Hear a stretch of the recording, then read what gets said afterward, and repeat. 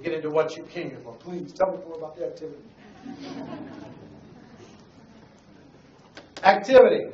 Let me show you. I showed you what the success chart looks like and the failure chart looks like. Let me give you the best formula for success that I've ever heard. The best formula for success. On this side, on the right-hand side of this graph, the best formula for success is a few simple disciplines practiced every day. A few simple actions practiced every day. A few simple tasks done daily, consistently. That's what will lead you to success inside of this business. A few simple disciplines practiced every day. Now, let me give you the formula for failure. A few errors in judgment repeated every day. A few simple things you could have done and you didn't do. A few calls you could have made and you didn't make. A few meetings you could have had and didn't have. And here's the secret. I will tell you this because our profession fakes people out. And I'll show you how with this graph. Doing the action and not doing the action, the person on this side doing the disciplines,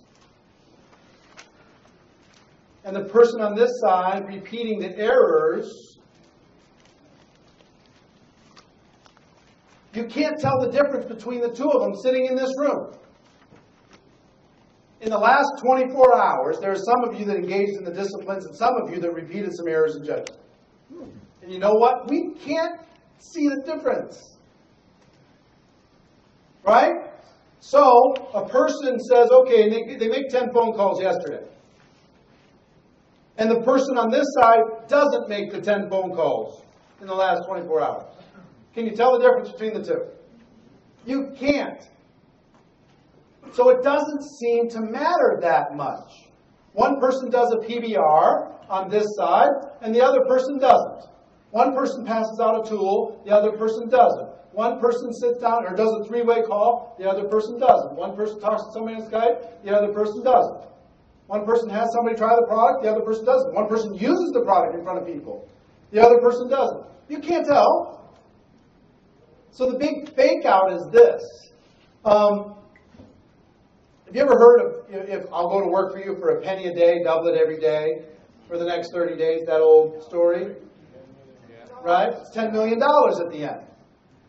But if you put that little formula, 1 penny, then day 2 is 2 pennies, and day 3 is 4 pennies, and then 8 pennies, and then 16 pennies, and 32 pennies, and you put that into a spreadsheet, the graph would look exactly like this.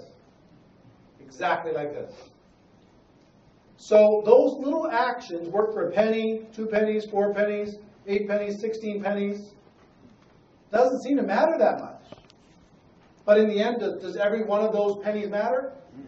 Huge. Take out the first day, and you take out 5 million.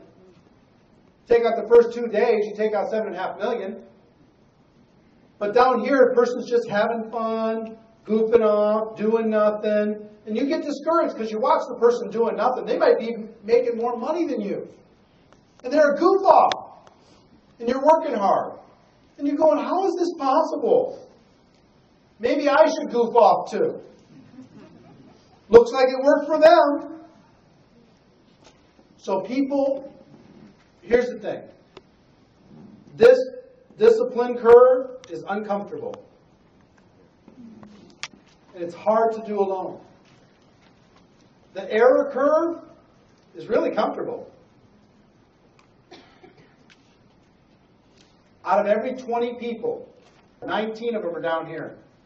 One of them's up here. 19 to 1. 5%. Even inside this room, if you're in a row of 20, 19 are down here doing the errors in judgment. 1 up here are doing the disciplines. Does that sound spooky? It's a fact. When all the chandeliers are gone and all the music's done and everybody goes back home, we can tell by next week what you did, actually. in the next 7 days. You want to know the number one thing that will determine, that gives you the most clues as far as who's on the error side? 3 things. Blame, justification, and complaining. If you have people who are blaming everybody else and everything else for their problems, they're justifying, well, if I had this, and, well, you don't understand that. Or if they're complaining, you don't know the troubles I've had. You know where they're at. They're where most of the world is. They've been programmed to be there. You know where who programmed them mostly? These other 19. It's lonely being up here, doing meetings for people who don't show up and making the calls when other people aren't making them, and working harder than other people that are working. And working hard for those little pennies and those little tiny groups and rebuilding and trying to change your programming, trying to fix your life alone. While 19 people went to the party and you made the calls. While 19 people took the weekend off and went to the beach, and you stayed there and said, no, I'm not going to the beach. There'll be plenty of time for the beach. Now's not one of those times. You know how hard it is to go against peer pressure when everybody else is going to the beach? Hard. That's why people in network marketing are my heroes. Because they go against the stream. They go against the norm. They go against average. And they stand and say, you know what? No. All you fish go that way, I'm going this way. I'm not one of that crowd. I feel sorry for that crowd, but I'm not one of that crowd. I want to change my life.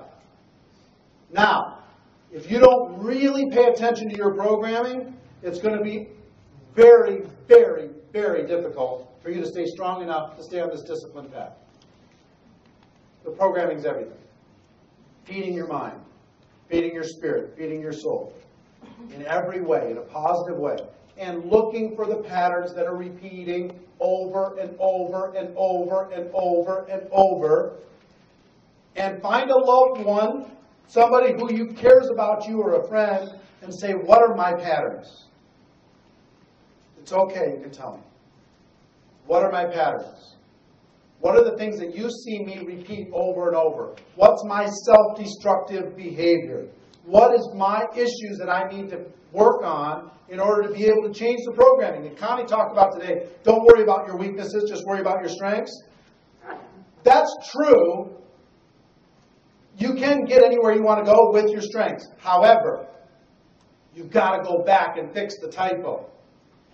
You can't just say, well, I want my strengths to fix the typo. And I'm just hitting print over and over and over and over and over and expecting a different result. You have to change your thinking. You understand what I'm saying? This is getting through to you.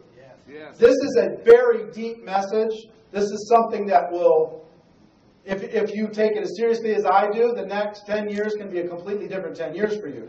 But it's the beginning of a journey. It's like a treasure map that can start you down a road. It won't get you all the way there. Like I said, this is 3 hours minimum for me to cover this. But if this can get you thinking in the right way, you can kind of say, oh, that's it. It's not that I didn't have the right script. It's not that I didn't do the right PDR. It's not all those different things. Okay? So, back to this. You do the activities over and over and over and over and over and over and over when it doesn't seem to matter. Why would somebody do an error in judgment instead of a discipline? Because it didn't seem to matter. You got away with it. You went to the beach and nobody noticed. So it's easy to repeat. I'll go to the beach again. Nobody noticed. Yes. Right? Then it's easy to repeat, and guess what happens? You repeat these errors in judgment long enough, and the comfortable becomes uncomfortable. And when it becomes uncomfortable, guess what happens? Well, guess what kicks in? Blame. justification, complaining.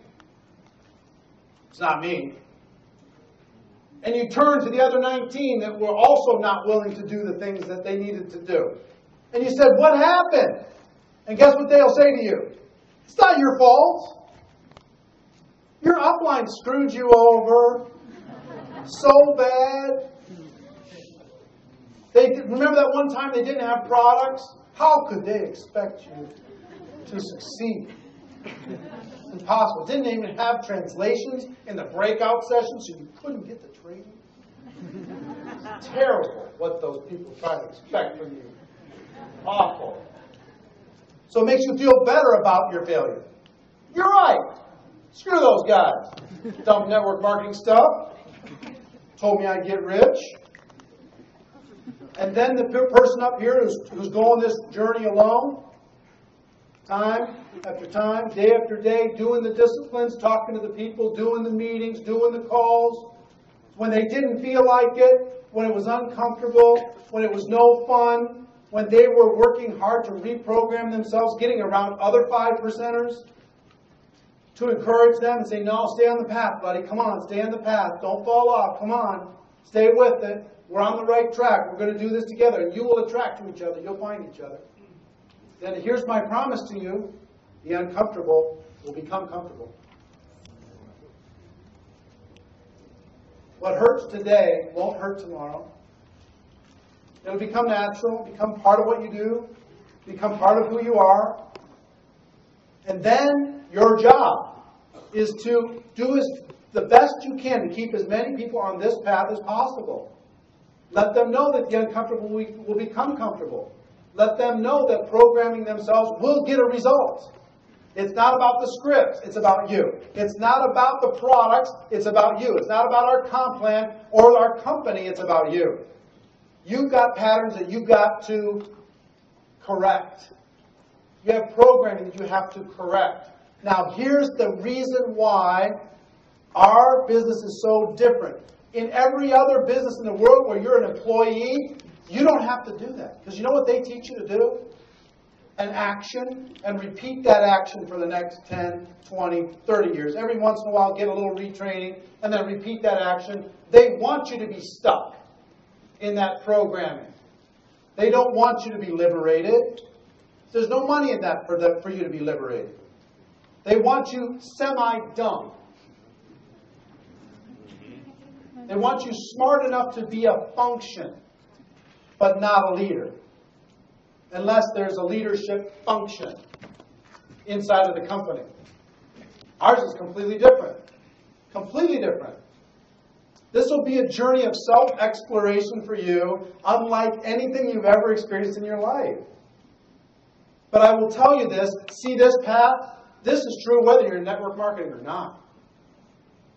If you want to give back to the world, guess what? It's this same path. If you want to build a business or build a family or build anything, guess what? It's this same path.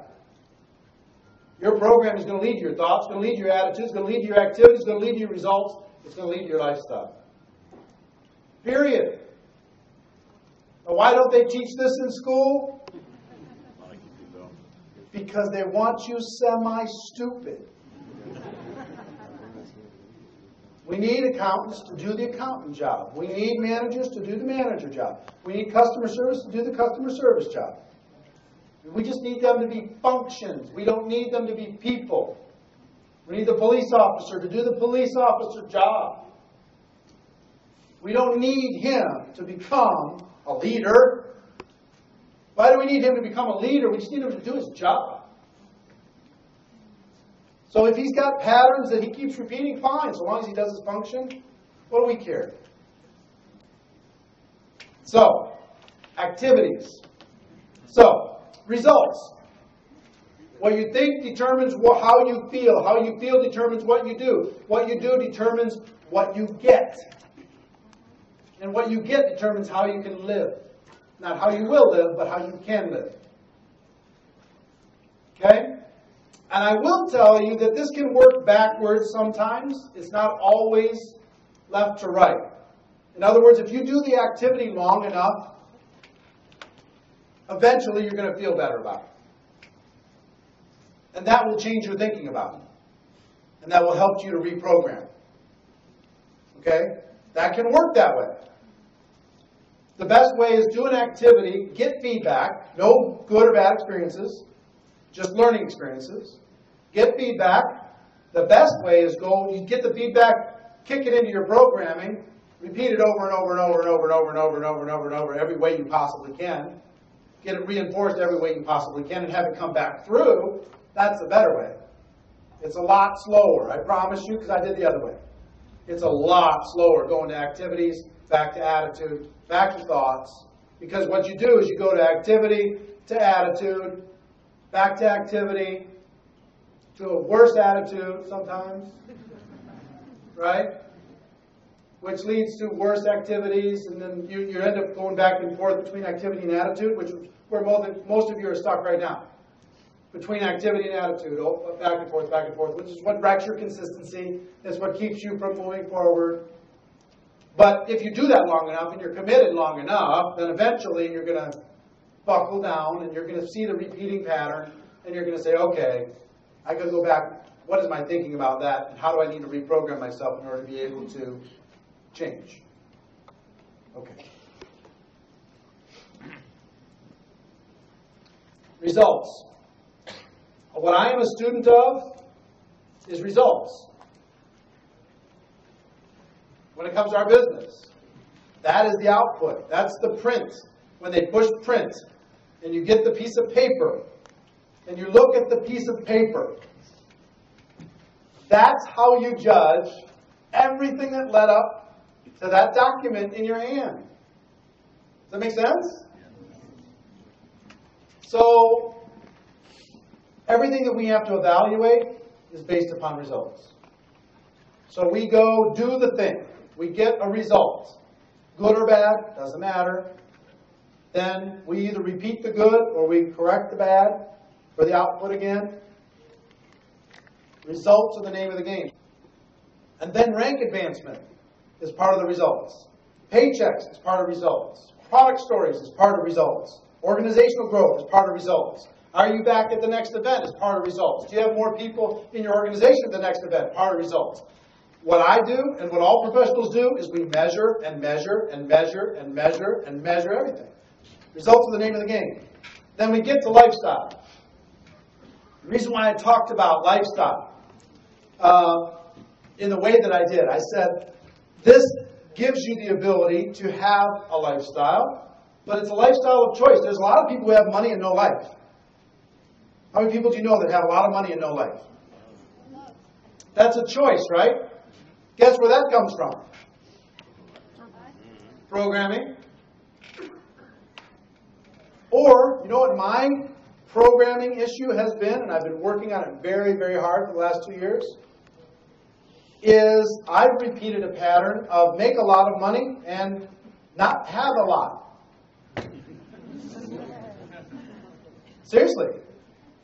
I have made and spent or lost many, many, many, many, many millions.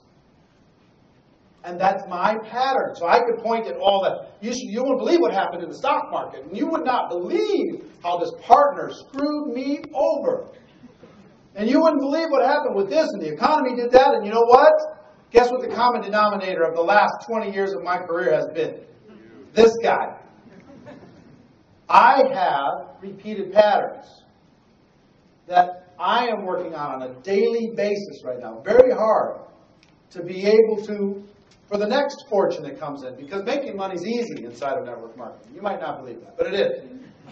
If you'll commit to the disciplines, there's only a half a dozen. You've got to learn how to prospect, okay? Figure it out. It's called talk to people, talk to people, talk to people. Use third-party tools. Do it consistently. Do it long enough. You'll find good people, okay?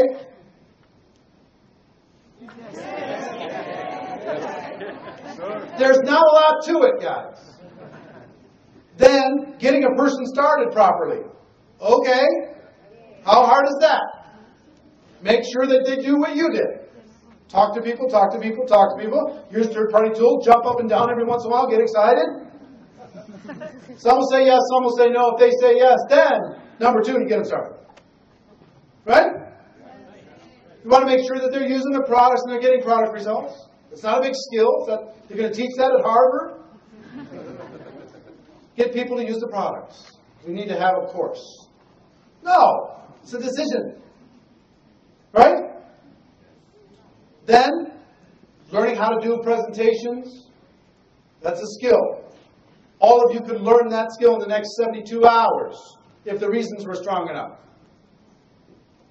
If I were to pay you $100,000 if you could nail the presentation and do it perfectly 72 hours from today, how many would have any doubt that they would nail it? I mean, everybody would nail it. No problem. So it's not about can you, it's just about will you. Then you have to create duplication in your organization, which is finding leaders, teaching them how to find leaders, teaching them how to find leaders, and keeping a system solid, right? I mean, it's a half a dozen skills. It's building for events. It's simple stuff. But that simple stuff will break down if the programming is not solid, right? So it is easy to make money in this profession if you will just work on you more than everything else. Why do we talk about personal development so much? That's why.